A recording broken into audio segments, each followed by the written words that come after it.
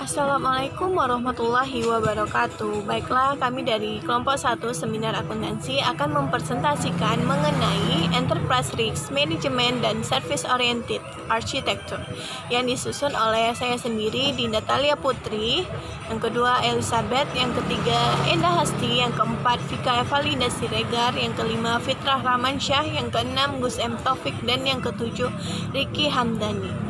Baiklah, langsung saja ke pembahasan, yaitu mengenai latar belakang. Nah, pemahaman mengenai risiko merupakan komponen utama dalam pencapaian Sarbanes-Oxley atau SOX atau SOI. Dalam auditing standar nomor 5, setiap manajer pada satuan kerja baik operasional maupun non-operasional adalah manajer risiko. Sebagaimana teori manajemen menjelaskan bahwa unsur inti manajemen adalah planning, doing, dan controlling. Maka sebagai pemilik dari risiko yang timbul dari kegiatannya, yaitu planning, doing, manajer risiko haruslah sebagai pengendali atau controlling dari risiko tersebut. Yang perlu diketahui adalah pengertian dari manajemen risiko itu sendiri.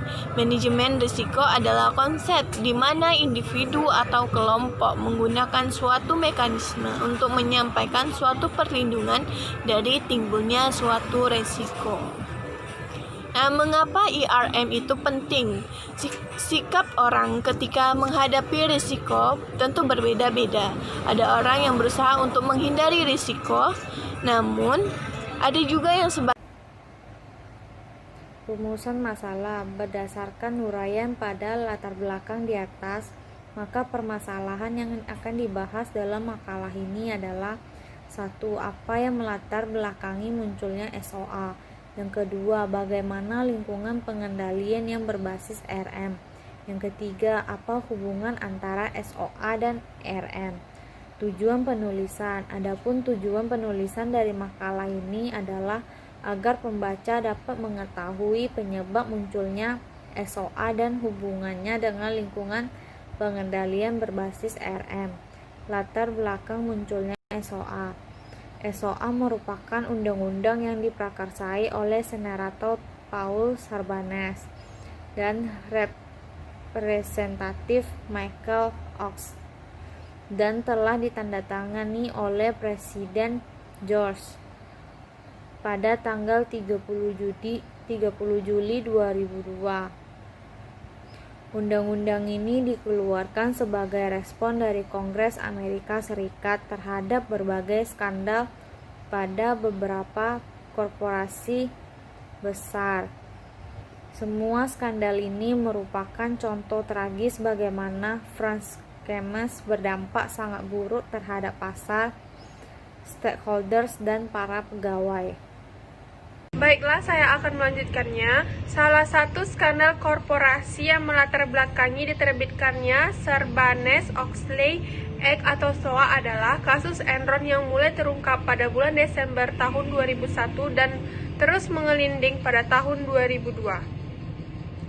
Kronologis fakta, data, dan informasi dari berbagai sumber yang berkaitan dengan hancurnya Enron dapat diuraikan sebagai berikut. Pertama, Board of Direction. Yang kedua, Enron. Yang ketiga, pada awal tahun 2001, partner KAP Anderson melakukan evaluasi terhadap kemungkinan mempertahankan atau melepaskan Enron sebagai klien perusahaan mengingat resiko yang sangat tinggi berkaitan dengan praktek akuntansi dan bisnis Enron. Yang keempat, salah seorang eksekutif Enron dilaporkan. Yang kelima, pada tanggal 6 Oktober 2001, Enron menerbitkan laporan keuangan triwulan yang ketiga. Yang keenam, pada tanggal 2 Desember 2001. Yang ketujuh, Enron dan KAP Anderson dituduh. Yang ke-8, dana pensiun Enron. Yang ke-9, KAP Anderson diterbitkan sebagai auditor Enron pada pertengahan Juni 2002. Yang ke-10, CEO Enron Kenneth Lay mengundurkan diri pada tanggal 2 Januari 2002. Yang ke-11, tanggal 28 Februari 2002, KAP Anderson menawarkan ganti rugi sebesar 750 juta USD untuk menyelesaikan berbagai gugatan hukum yang diajukan kepada KAP Anderson. Yang ke-12, pemerintah Amerika melarang Enron dan KAP Anderson untuk melakukan kontrak pekerjaan dengan lembaga pemerintahan di Amerika. 13. Tanggal 14 Maret 2002, Departemen Kehakiman Amerika memvonis KAP Anderson bersalah atas tuduhan melakukan penghambatan dalam proses peradilan. Yang ke-14, KAP Anderson terus meminta konsekuensi negatif dari kasus Enron berupa kehilangan klien, pembelotan afiliasi yang bergabung dengan KAP yang lain. 15. Tanggal 22 Maret 2002, mantan Ketua Federal Reserve Paul Volcker yang direkrut untuk melakukan revisi terhadap praktek audit dan meningkatkan kembali citra KAP Anderson.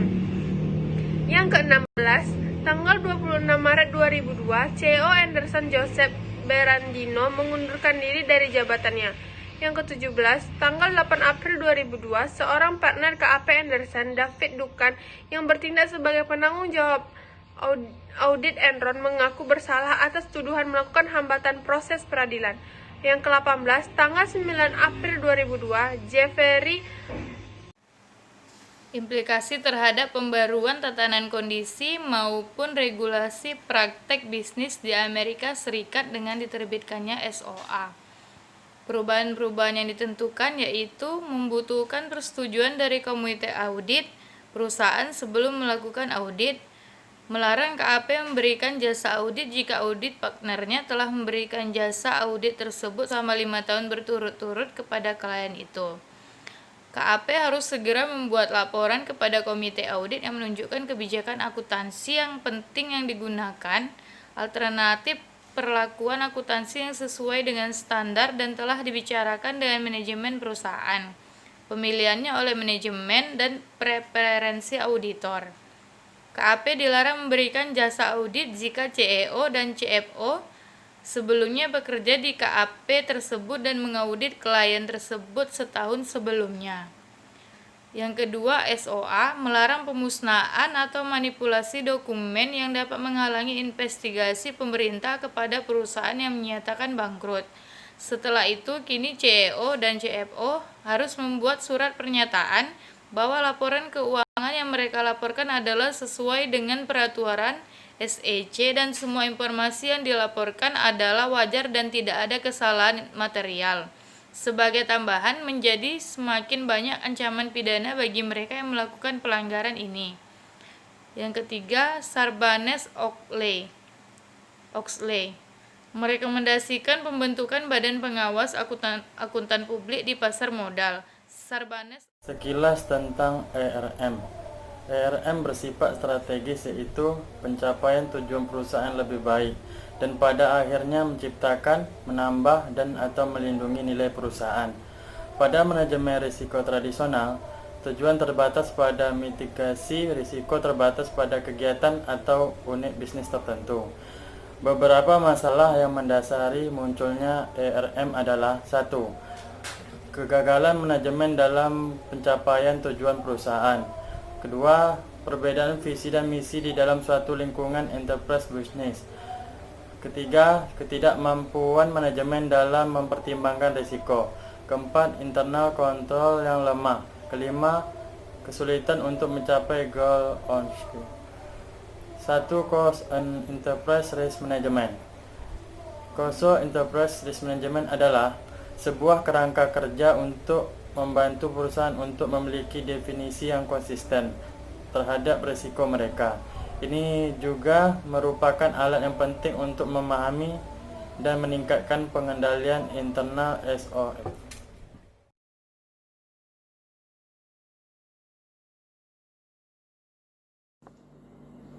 Terdapat beberapa poin penting dalam definisi ini, yaitu IRM adalah proses. Proses IRM dilaksanakan oleh orang-orang dalam perusahaan. IRM diterapkan melalui pengaturan strategi di perusahaan secara keseluruhan. Konsep risk appetite harus dipertimbangkan. IRM memberikan keyakinan positif yang masuk akal tapi tidak pada pencapaian objektif. IRM dirancang untuk membantu mencapai tujuan. 2. Elemen kunci COSO IRM. Bagan ini menunjukkan kerangka COSO IRM sebagai 3 dimensi kubus dengan komponen-komponen 4 mewakili kolom, vertikal tujuan strategis resiko perusahaan, 3. 8 baris horizontal atau komponen risiko. Beberapa tingkat untuk menggambarkan setiap perusahaan dari tingkat induk entitas sampai anak perusahaan individual. SOA dan lingkungan pengendalian yang berbasis IRM, Enterprise Risk Management. Dengan diterapkannya Sarbanes-Oxley Act menuntut pengendaliannya internal untuk menyajikan keyakinan yang memadai yang benar-benar mencerminkan adanya proses untuk menjaga aset perusahaan, menyajikan informasi yang diandalkan dan akurat, mendukung dan meningkatkan efisiensi operasional, dan mendorong keselarasan dengan kebijakan manajemen. Sejumlah kerangka acuan pengendalian telah diajukan dan dikembangkan untuk membantu perusahaan dalam menciptakan sistem pengendalian internal yang baik, di antaranya COBIT, COSO internal. Baiklah, saya akan melanjutkan slide selanjutnya. ERM mengandung beberapa elemen utama menurut tingkah organisasi dan tingkat tujuan. Yang pertama, lingkungan internal. Yang kedua, penentuan tujuan. Yang ketiga, identifikasi peristiwa. Yang keempat, penilaian risiko. Yang kelima, tanggapan risiko. Yang keenam, aktivitas pengendalian. Yang ketujuh, informasi dan komunikasi.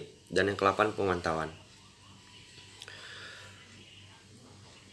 COSO memandang bahwa pengendalian internal secara umum adalah sebuah proses yang dilaksanakan oleh Dewan Direksi, manajemen, dan personel lainnya yang dirancang untuk menyajikan keyakinan memadai terkait dengan pencapaian tujuan-tujuan di bawah ini. Yang pertama, efektivitas dan efisiensi operasi. Yang kedua, keandalan pelaporan keuangan. Yang ketiga, kepatuhan terhadap hukum dan peraturan. Kerangka COSO yang diterima secara de facto sebagai acuan dalam penilaian internal organisasi, terbatas penggunaannya pada penentuan tujuan pengendalian pelaporan keuangan dalam konteks organisasi secara luas. Sementara dalam lingkungan yang semakin bergerak ke lingkungan berbasis komputer, tujuan pengendalian internal dan audit terhadap sistem informasi memiliki ruang lingkup yang lebih luas dibandingkan penilaian pengendalian internal dan audit terhadap akuntansi. Kesimpulannya, COSO dan produk-produk yang dihasilkan merupakan pelindung bagi investor, pegawai perusahaan, dan pihak-pihak yang berkepentingan lainnya dan mengalami kerugian dari peristiwa-peristiwa skandal keuangan. Telah terjadi, COSO memberikan kepastian kepada pihak-pihak tersebut sehingga mereka memperoleh bagian haknya dengan sesuai. Kerangka kerja COSO mendefinisikan pengendalian direksi, pengendalian direksi, manajemen, dan orang-orang lainnya dalam perusahaan. Menurut COSO, komponen tersebut menyediakan kerangka kerja yang efektif untuk menggambarkan dan menganalisa sistem pengendalian internal yang mengimplementasikan dalam sebuah organisasi seperti yang disyaratkan oleh peraturan keuangan. Baiklah, sekian dari kelompok kami. Lebih dan kurang kami mohon maaf. Wabillahi taufiq wal hidayah. Wassalamualaikum warahmatullahi wabarakatuh.